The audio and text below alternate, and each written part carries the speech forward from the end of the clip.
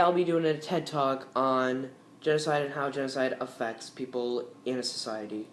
Uh, my claim is that genocide has a negative impact on the people in Rwanda and American society during the Rwandan genocide. Um, One reason is the psychological events that occurred during the genocide and in the aftermath were mostly negative.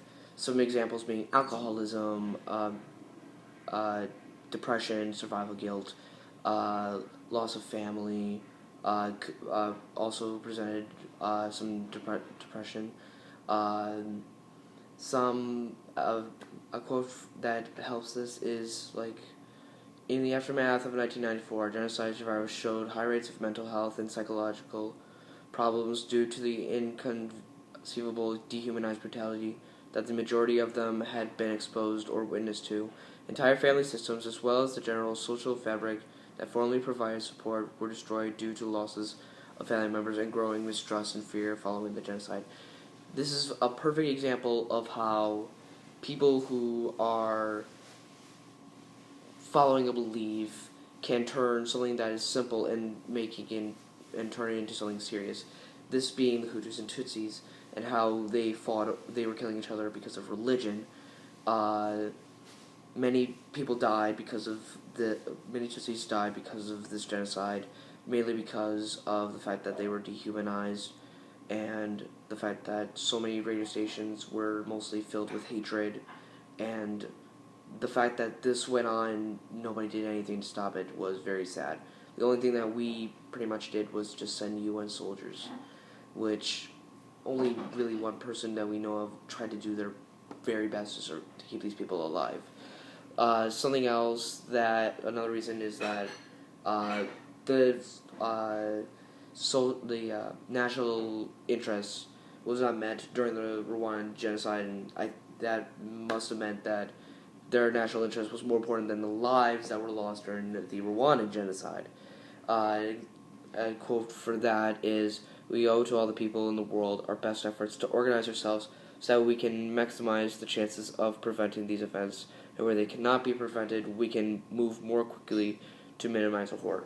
Now, he says this like as if we don't need national interest, when we really do. So the fact that he's saying that we are just going to put this into play whenever we want to, it seems more like they're putting the needs of some Americans ahead, because they're trying to say that, well, if we can't stop it, then we can at least try to slow it down. But still, their national interest will decide whether or not they want to actually prevent it. Reason 3, media coverage was something that was important, and I think the media played a role in trying to help Americans see what was going on. Something that I found interesting was that the New York Times editorial board presents the fact that countries that run under dictators will take it upon themselves to prosecute journalists who circulate facts and ideas that disagree with that of the government. Now, even though that means that if people went in there, then the government might prosecute them for charges that might seem ridiculous, but pretty much they're trying to save lives. This does show that there was a reason why some people didn't get a lot of coverage of this. That's why Rwandans had all those radio transmissions going that were mostly about hatred of the Tutsis, and the fact that we did go in there and do some coverage. We didn't do a lot of coverage of it, and this shows that the reason why is because we were afraid of getting in trouble with the government, and we didn't want that to happen. So the fact that the New York Times is saying that the governments, they have the power to make information that we see more of like dangerous, or like the person who takes the video is doing this for the wrong reason.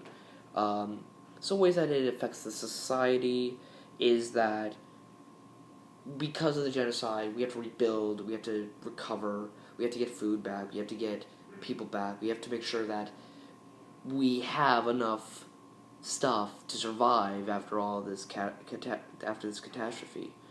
And the fact that we did not help as much, we only had to make humanitarian aid in there for a while, and that was mostly NGOs and other groups. The fact that those were the only groups that really spread the information as well shows that we had some coverage, but it wasn't very big. It wasn't the news. It wasn't on billboards. It was just only small groups of people that that were able to get the information out, and I think that was important.